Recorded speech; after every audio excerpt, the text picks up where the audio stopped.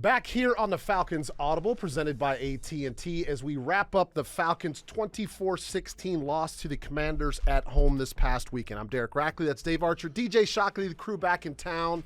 And we are going to break things down for you, A to Z. Or maybe more like A to L in a podcast because we don't have enough time to go all the way to Z. But we're going to try to give you as much as we can. We're going to break down the matchup. We are going to try to give you some positivity, some guys that stepped up. There was one pretty important milestone that was hit in the game on the defensive side of the ball, so we'll talk about that. And then we'll get into some keys to a victory as the Falcons face the Buccaneers this weekend back in the division. All right, so, fellas, let's go ahead and break this one down. I know you guys probably would love to see it, but the conversation that we have before we come on the air is actually pretty entertaining. Although you end up getting some choice words that probably aren't as anyway, I digress. That's my fault. Arch, so let's get into this matchup. There was a number of things I guess you could say that were working in Atlanta's favor coming into this game, right? Washington's defense had been scored on a bunch. They'd given up a bunch of sacks this year. Sam Howell's been grinding it through, but he's had a tough go throughout the season leading into this game. And even though Atlanta was able to get 5 sacks in it, they still were not able to come away with the victory. If you could sum it up into 2 or 3 things, let me throw this out. My college coach used to tell us, this is back when we played 11 regular season games, and I felt like this phrase kind of summed this game up. He always said the difference between 3-8 and 8-3 is so small that if you blink your eye, you miss it, right? This is back when you played 11 games in college. And to me, that phrase kind of... You had to be told that at Minnesota. They didn't tell you that at Georgia, did they? No, they didn't tell us that. Because at Georgia... You and I had to hear that conversation. He didn't hear that at 3 and 8 is never in discussion at Georgia. But what the whole premise behind it is you can make 3, 4, maybe 5 mistakes in a game that has how many plays combined? 160-ish, right? Maybe 140. Both teams have 70 offensive plays, and you can lose a game. And to me, that was kind of the story of this one. There were many opportunities Atlanta had to not only take the lead, but take a commanding lead, but then 3 or 4 plays, Arch, went against them that, to me, turned the whole tide of the game. Yeah, you had a couple of you created a couple short field opportunities for Washington. Okay, you mentioned they'd been a little bit challenged in protecting their passer. That continued in this game. They hadn't run the ball overly effective throughout the game, throughout the season. And Howell had thrown, 6 or 7 interceptions coming in. So that all lend itself to thinking, okay, we're going to be the team that gets the short field opportunities, and it was the other way around. We made a mistake deep in our own territory, gave them an opportunity to score. Defense didn't handle it very well. Defense has been great all year long in these sudden change situations. 2 plays later, they bang it in for a touchdown. And then you get the punt return. Punt return creates another short field opportunity. That's like a turnover shock, right? Yeah, no so doubt. And then you had the 3 turnovers, which took points off of your ledger. So you throw an interception in the end zone. You had another plus territory interception that took away maybe your last opportunity to score. So you start looking at 3 or 4 plays, 5 plays, and all of a sudden there's a swing of about 17 to 21 points there. Yep.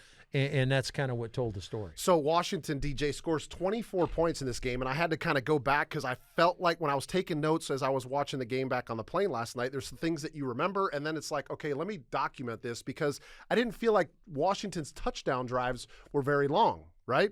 So 3 touchdown drives, 3 plays, 11 yards, 7 plays, 47 yards, 2 plays, 27 yards, okay? Here's the reason why they had those short drives. The first one, 3 plays, 11 yards, Crowder's 61-yard punt return, okay? 7 plays, 47 yards was the 4th and 3 that got stopped at midfield, so created that short field that you talked about.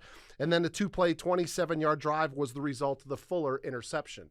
So 3 plays right there allowed them to score probably easier touchdowns than you would think because they didn't have to drive the whole field. This was not after a kickoff starting on the 25-yard line, forcing them to put together a long drive.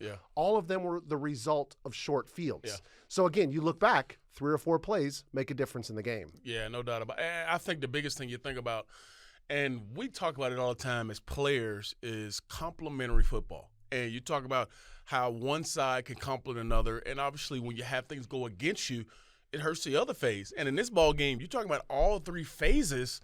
A lot of the talk has been about the offensive side, but, there's two other phases that had to do their job. Just because they got a short field, I mean, you have to allow a touchdown. Like, because that happened, yeah, it's a little bit easier. And in this game, in the National Football League, it makes it a lot easier for those teams who are really, really talented to score touchdowns.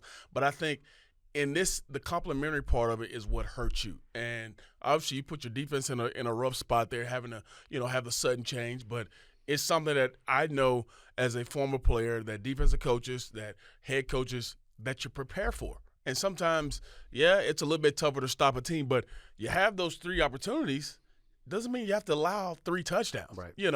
And we've seen in the past where this defense has had sudden change moments, and you've held them to a field goal. Yep. And I think those are instances where, yeah, maybe one side hurts you, and then maybe you can pick them up, and vice versa. I mean, I heard guys talking about after the game, yeah, we had a tough day on the offense side of the ball, and things happened late in the ball game. But defensively, we could have done more. We could have created more turnovers. We could have taken the ball away from them and given our offense other opportunities. So there's always things that you can look back on and say, all right, how could we have played better, even if, given those crazy situations that we were in, we still weren't able to capitalize on it. Arthur Smith made a mention in his press conference, basically, and kind of stating the obvious, is that we're turning the ball over too much, right? Atlanta, they lost this game in turnover margin, 3-0. They're -6 on the season, which is tied for 28th in the league. I went back and I looked at the bottom 6, if you will, in turnover margin, because Atlanta's in the bottom 6 in the turnover margin. Their combined record, win-loss, 13-22, and there's only one team, Cleveland, that has a winning record right now at 3-2. Flip that the other way. The top 6 in the league as far as turnover margin. Their record, oddly enough, 22-13. Yeah. Exact opposite of the bottom of the turnover margin. And everybody has at least a winning record, 3-3, if not above. San Francisco, the best at 5-1. I talk about it so often, these guys know it. The turnover margin is one of the statistics that most directly affects wins and losses in the National Football League. So I have 2 quarterbacks up here. Guys, I just thought about this, so bear with me. I feel like the average fan would want to know what 2 quarterbacks thought on a couple of the interceptions. So it's easy to sit here on a Monday or Tuesday morning after we've seen the play, we've slowed it down, and to make those decisions on what you would do with the football if you were in a situation. So I'm going to go back to you, DJ, and I want you to talk us through the interception that was thrown to Van Jefferson when they ran the 2-man combination over on the left-hand side of the formation. What you saw and what maybe you think Desmond should have done in that situation to alleviate that interception. Well, first off, ball placement is everything when you're throwing out routes. When you're throwing routes to the sideline, ball placement is the most important. And a lot of times you see a lot of guys, most times quarterback miss away from the guy, way to the sideline. You see him throw it maybe out of bounds sometimes because you don't want to leave it inside. And I think on that particular play, he left the ball a little bit inside. Now, here's the other thing that maybe can come up or maybe you can talk about is you're playing with a guy who just got here 3-4 days ago. Mm-hmm. And who knows if he's got to the proper depth? Who knows if he comes out as hard as he can? Maybe the timing is not fully there. Maybe Ritter doesn't feel as though he's going to come out as fast as he does. I mean, so there's a lot of things that we may not even know about that happened on this particular play that was a big part of why it happened. But I think the biggest thing is there are things that happen within the route concept, and then there's the ball placement and the accuracy of the football. And I think leaving the ball inside, the corner really sat on the route. Who knows, maybe he did his film work and said, okay, when they get in this tight, condensed formation, he knows what's coming. Yeah. And he simply sat on it. We talked about it before we came on, and Arch mentioned it. If Van Jefferson runs a wheel route, guess what? It's probably a walk-in touchdown. Mm-hmm. And this guy just had this feeling about him that, hey, I'm going to sit on this route and I'm going to jump it. Sometimes that happens. We play against a bunch of aggressive corners in this league, and those are the guys who sometimes are really successful, and sometimes those are the guys that get burnt. In this situation, he picked the right thing. Mm-hmm. He was 50% right on this particular play, and he drove on it and made a really good play on it. From Ritter's perspective, the best thing he could do is just put that football outside, regardless of who you're throwing to, regardless of who's out there, what that corner's doing. You got to throw that football outside so that next time if he puts it outside, now if he's sitting on the route, he has to go through the receiver to get to the football. We call a lot of college games. I'm glad really well done there. I'm glad you pointed that out, DJ, as far as a lot of times when we go back and we break down a play, like we weren't in the huddle we don't know exactly what the play is. We weren't on the practice field. We don't know what the proper depth of all these routes were, but we can just go back from our experience and say what we think might have happened. Right. But you made a great point talking about Fuller, and I think it's what a lot of people need to understand, the major differences between the college game and the pro game. Is that the pro game, the players are so experienced and savvy. In the college game, you might get away with that throw. For sure. Like that throw might be a first down, not even that. He might turn it up and have an explosive play. But pro guys, professionals, are so prepared. They play with such instincts, and they know when to take that opportunity. They know when to take that chance. That's the reason why you don't see NFL quarterbacks throwing for 400 yards each and every week. Well, Tua Tagovailoa might actually have an argument with that one. But Dave, I'm going to put you on the spot now. So let's go to the final interception. That was to Bijan on the quick slant, right? I think it's 3rd and 1 at this time, maybe 3rd and 3, something like that. But he tries to run the quick slant, tries to get inside of the linebacker. What you saw and what you think could have been adjusted on that route. Well, I come to the line of scrimmage, and I look across the board, and I'm looking for my best matchup. They clearly are trying to stop the play, and as soon as the linebacker displaces with the back outside the numbers, I know I got man coverage. They're not playing zone. So I get that confirmation pre-snap. Now, which matchup do I like the best? Do I like Drake on maybe a corner over here, or do I have Kyle on a linebacker or a safety? I look outside and I got Bijan Robinson, probably most explosive short area guy, and he's locked on a linebacker. Yeah. I love that matchup. Great matchup. So now I predetermine that's where I'm going because I've got man coverage, and I know that. Now I just got to make sure that I don't stare it down or anything like that. But as I come back, as I take the snap, I'm expecting my guy, Bijan Robinson, to run a route that's going to create separation for me to get the ball. So Bijan has to push up on a slant route. It's just not one step and go inside because I'm not creating any problem for the defender to follow me or mirror me. He's got to follow me everywhere. If I'm going vertical, he's got to run with me. So I've got to give him some impression that I'm not running a slant. I may be running vertical. Maybe I'm running a corner route. He has no idea. But if I just step inside and go, he doesn't have anything to think about. He just has to mirror me and go with me. Yeah. That's where the first problem comes on the route is the route integrity is not there. He needs to push up 2 or 3 steps and come inside. If he takes 1 step and come inside, I'm not ready to throw the ball ready anyway. Yeah. I'm catching the ball in a shotgun scenario, seeding the ball and throwing it. So I need him to time up with me. That's where the timing in the passing game comes. So that 2 or 3 steps up, now bust to the inside. I've threatened the defender. I've created an illusion that I may be going vertical on him, and now I get that separation when I'm ready to throw the ball and when I come inside. Now, the second thing Bijan's got to do is he's got to stay on the route. He cannot lose ground up the field because as he loses ground up the field, what else does he do? He creates a window for the defender to undercut. Yep.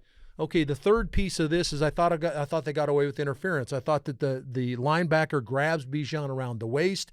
But that's a part that you can't count on. Yep. You've got to do your job as a player, both as a receiver and now as a quarterback. As Shock talked about with that out route, my ball placement's got to be on the inside shoulder upfield. Now, you don't want to throw it too far out in front because now you're leading him into something. But you want that ball on the inside shoulder, up the inside to where he's not back hip or anything like that, which creates more of an opportunity to get the hand in. That's what you're looking for from a quarterback perspective. My job is to throw it in that spot, and the receiver's job is to have that kind of route integrity. You didn't get that. I don't know if the ball placement was great either, so Dez shares in some of this, but I think that the route was poor to where it created a problem for Ritter to get the ball in there. As you were explaining it, the two things that kind of come to my mind, great explanation, by the way, no doubt, is if Bijan presses him vertical, because you know that linebacker has been watching tape on Bijan Robinson all year. Oh, yeah, no doubt. He's been watching him make people look foolish, and he knows that he's got the speed and the quickness to get upfield, right? Yeah. So as soon as Bijan starts to push it vertical, he's going to say, I can't get beat downfield. However, the flip side of the defender, he's probably saying, what's the situation? Right. It's a veteran. Right. It's 3rd and 1. Like they probably have a route on where they're just trying to pick up the first down. Yeah. Again, maybe a college linebacker doesn't think about this stuff, but an NFL linebacker thinks about that stuff. But the flip side of it is Bijan's probably thinking, I'm going to beat this guy off the line. Regardless. He's like, I'm so quick, and I got a linebacker over the top of me that I'm going to beat him. But those are the small differences that you talked about that you have to learn through experience in the National Football League. I heard Matt Ryan on the telecast. They were asking him, do you think it's better to have a year to get used to it, like backing somebody up, or getting thrown into the fire? And he said, every situation is different, but he said, for me, getting thrown in the fire, there's no experience better than getting it on the field. Mm-hmm. So that was a quarterback, but the same thing can be said for Bijan Robinson. The next time, maybe he presses that 2 or 3 steps vertical and realizes that that small nuance is going to create that separation at the line of scrimmage. Let me add one more thing to it. And we talk about the details of the game, and you talk about the nuances. And on both sides and both particular plays, Arch talked about the details of, both you guys said it, of him getting vertical, but also understanding what down and distance is and how to get into their route. Because obviously, if he's running at slant, he has to get to the proper depth. Because if not, guess what? The ball's not ready, and that throws off the timing. There's a small detail. On the Van Jefferson one, the small detail could be how he released.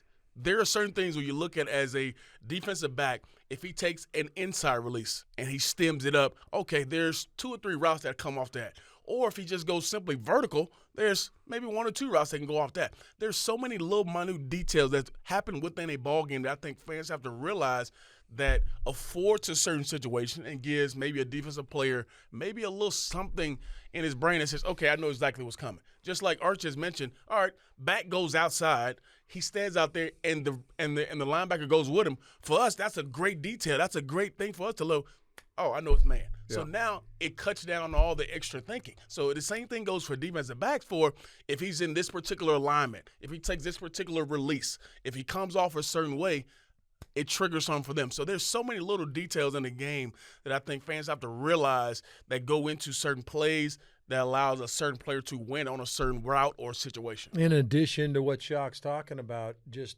as far as me scouting it from a defensive player, I'm looking at splits too. Mm-hmm. If the guy's split is tighter, it's more than likely he's going to try to get outside or he's running a deep over route. So I'm looking for one of those kind of scenarios.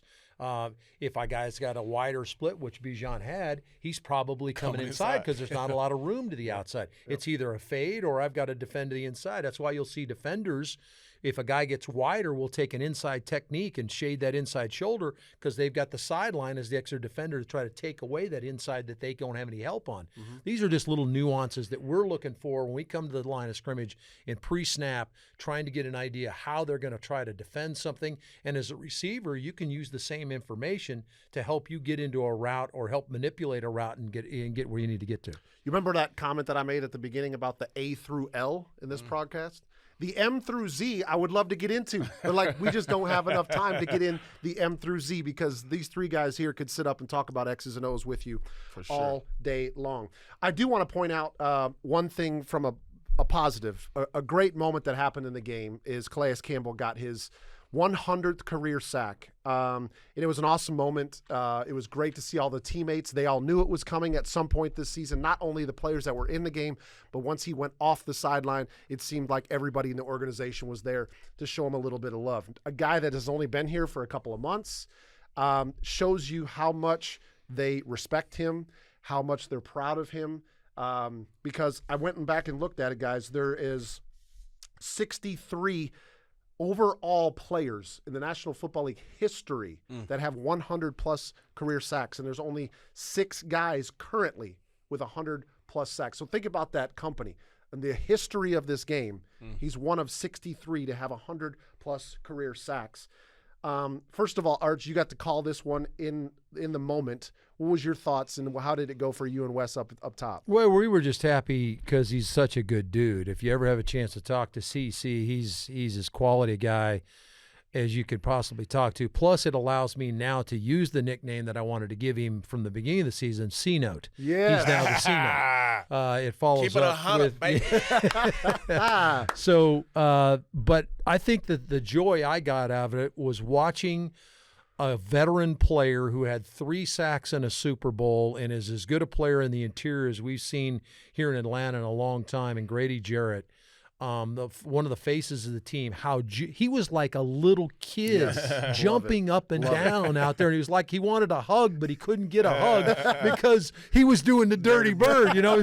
But for him to get over there and be a part of that, and I think Grady said it the best. He said, I don't care how the game went. And when we care about how the game went. We wanted to win the game. But he just did something that would be is something that not very many people do. You just mentioned the numbers. Think about he's 37 years old.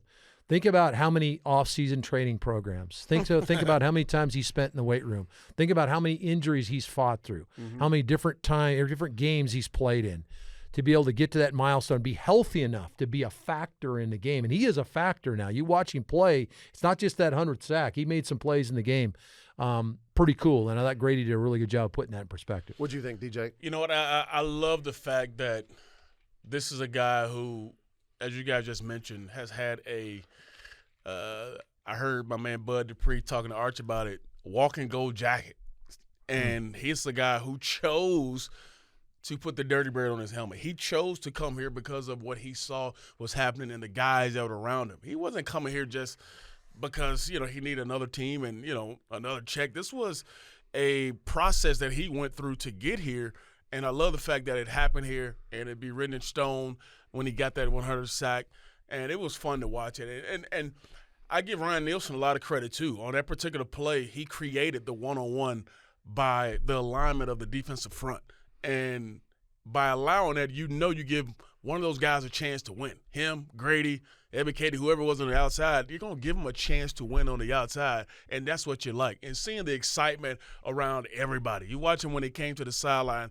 I mean, I believe every guy might have touched Calais on that particular some way, coming shape, off. or form. And give the secondary a lot of credit, too. They're probably – you had 5 sacks in the game, and I look back and probably 4 or 5 of them were covered sacks. So without the back end working with the front end, it doesn't get that sack. And him continuing to work, and then he also, just hip-tossed the dude to get to Sam Howell when he tried to come up in the pocket. So it was fun to watch it, fun to see the celebration, and happy that he got it done now. And, we can work on one-on-one now. So there was no way that Calais Campbell was going to retire sitting on 99 career sacks. But glad that he was able to get 100 in an Atlanta Falcons jersey. And for those that don't know, I think, Art, you mentioned that he is such a good dude, right? So this has probably been in works for a while, but because he is such a good dude, Calais Campbell knows that his name and his number is in rare company now. Like, that part is done. So what does he decide to do? He puts together the 100 sack give back. So he ends up getting 100 sacks, but what does he want to do? He wants to give back to other people. Pay it forward. So he has decided to give $500 to 100 teachers each, $500 each to 100 teachers nationwide in the 4 cities that he has played in: Phoenix, Jacksonville, Baltimore, and Atlanta. Each teacher will receive $500 to use for purchases in their classrooms. There's going to be 100 teachers across the country that have never met Calais Campbell before. Right. That probably know his name. Maybe they saw him when he was playing for the team in their or don't city. Even know him. Don't know him. And they're going to all of a sudden wake up one day to $500 from this guy because he got a sack, but he's giving money back out of his pocket to other people. And I hadn't seen this. I just had a thought. I hadn't seen if it's happened yet. But I wouldn't be surprised if some other people start matching it. Maybe the Falcons, maybe Arthur Blank matches it. Yeah. Because this could be a time where Calais Campbell's like this. It's about me. And what does he say? No, it's about everybody else. Yeah. He says there's so many people that were important to making me an NFL player, to putting me in this platform, to be able to do this, to get 100 sacks. So he's giving money out of his pocket back to people in the community. If that's not the best example about how good of a dude this is, tell me another one. No doubt. Okay. Tell me another. No doubt. Well done. So congratulations to Calais Campbell on getting that 100 Arch, sack are milestone. You going to start calling him C-Note? Or are you going to, I know we have the "you shall not pass." Is there something coming for Calais now? We'll work on it. Okay. But C-Note's definitely coming out of the mix. Definitely gonna bring it. I've been waiting on that C-Note one. with the pressure? The next sack. C-Note. Something like that? Okay. Did we record that back there? Hey, you threw it out here, so like you better have some fun with it now. I will, for sure. Have some fun with it. All right, before we go, let's move forward to Tampa Bay. Arch, I always start with you. You do such a great job of kind of breaking down what Atlanta is going to see in the next opponent with the Buccaneers. So, what challenges does Tampa Bay present to Atlanta this year? Well, they got a big dude in the middle named Vita Vea that we've never really blocked very well, so he's always a problem. Interior guy that is a big dude that I thought played really well against the Lions this weekend. They lost the game, but I thought Vita Vea created all sorts of problems. They got two interior linebackers in Devin White and Levante David. Levante David has a career of tackles for loss against Atlanta in his long and distinguished career as a Tampa Bay Buck. Yep. It's a secondary that's okay. But I think that the front seven is where their bread is buttered. They've got two good edge players, Vita Vea in the middle, and these two linebackers. So that'll be a challenge. This is a team that's coached by Todd Bowles that likes to be aggressive with those two linebackers. What was it, Shock, a couple of years ago where Devin White came in here and had, 3 or 4 sacks in one game as an inside linebacker. So you can bet those linebackers are going to be very active in coming after Atlanta. This is a game, if you remember a year ago, Atlanta lost 21-15. This is a game they trailed, I think, 21-3 at halftime. Atlanta came out and hammered them with the run game.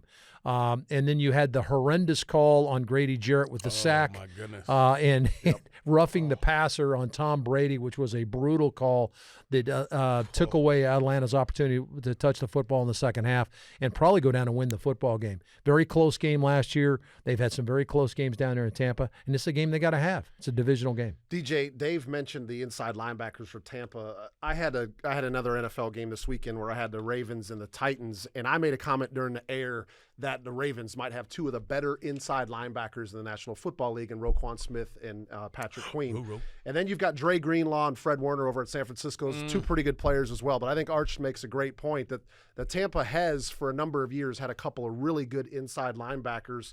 What else sticks out to you as keys for Tampa Bay for Atlanta to come away with a win, shake off that Commanders loss? Arch did a great job of talking about, obviously, the guys on the defensive side who absolutely have been stalemates for them for years to come down the road. And on the other side, obviously, Baker Mayfield's a guy who you've seen around the league who's been up and down the last couple of years, but he's had a couple games this year where he felt like he's found his footing. But the guy on the outside is still a problem.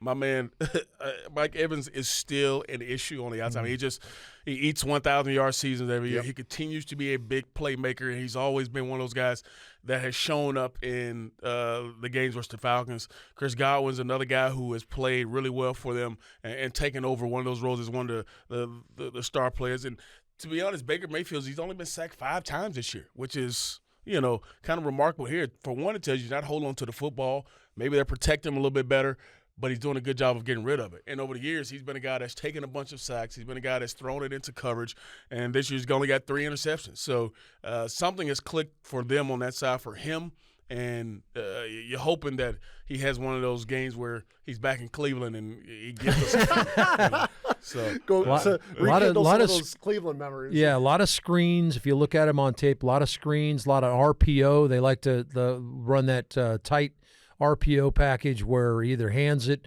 or he pulls it and throws in behind the linebackers. As aggressive as Atlanta's linebackers are with Caden Ellis and Nathan Lamman, this will be interesting because those two linebackers play best when they're attacking, coming downhill.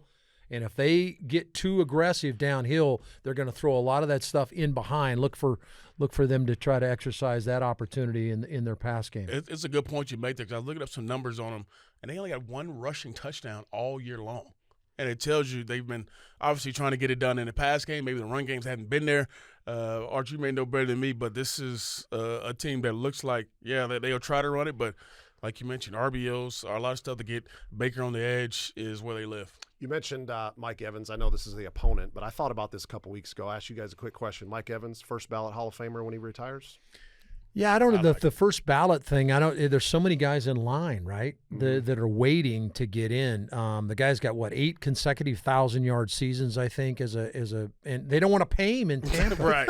You know, hey, we might have a couple extra bucks up here. Bring him up here. I look at that stat, and then I look at the fact that he got him a Super Bowl victory, and it's like, what else does a guy have to do, you know, as far as a wide receiver? And he continues to produce as he gets older. Big-time player, man. Not necessarily want to see that a whole lot this weekend. No. Sometimes in the fraternity, you got to give credit where credit is due to some other guys. And he's had a couple of big days against Atlanta now. How about like a 4 for 47 this week would be just fine. And you could take that to your Hall of Fame maybe one day down the road. So Tampa leading the division as it stands right now at 3-2. They've had a bye week. Atlanta sitting right behind them at 3-3. So hopefully Atlanta, obviously your divisional games is like a 2-for-1, right? So it's a huge opportunity. Well, and nothing has changed from last week. I know everybody's heartbroken with the loss, and you felt like you had a chance to win it, and you did. You had a chance to win this weekend. But when you look up and stick your head up, there's one less game on the ledger, and the scenario's the same. The Saints lost this weekend, Tampa lost, Atlanta lost, Carolina lost. So it's essentially a reboot. Now, you don't get to play in your own building. You got to go to Tampa. But you have an opportunity to affect this scenario where you jump right back in the lead again. You just got to flush this one out of your mind. Learn from, as Rack said, a lot of young players. We talked about routes, and we talked about where the ball is supposed to be placed. That's what you're going to get with a young team. Learn from your mistakes and move forward so you're better the next week. I anticipate this team being that. And oddly enough, front office and coaching staff, that's what they want to see. Like, does he make the mistake and then fix it and not make it again down the road? And if you can do that, you can become a great player in this league, because sometimes you got to learn from some bad mistakes. And I think one thing that sticks in my mind is Arthur Smith spoke yesterday, and he spoke about how he loves coaching Dez and how honest he is about the entire situation that's going on. And I love the fact that he mentioned that he loves coaching him because he doesn't make those mistakes over and over again, but he's honest with himself enough to say, all right, here's where the mistakes were made. Here's where I have to get better. And he can take the criticism and he can take whatever the coaching is to be better the following week. And, I saw Dez stand up after the game and own it. I saw him own it with Arch. This is a guy that you want to be in this position because you know he will respond. The last time he didn't have the game he wanted, I should say. He came back the next week and played really well. So that tells you he has that kind of mindset of, all right, we got to turn the page and I'll be better next week. Well, let's see how Desmond Ridder and the rest of the Falcons respond as 3-2. Tampa Bay hosts Atlanta at 3-3 this weekend down in South Florida. So that's going to wrap it up here for the Falcons Audible presented by AT&T. For Shock and Arch, I'm Rack. Thanks so much for joining us. We'll be back here same time, same place. However you get your podcast material next week. Take care, everyone. See you.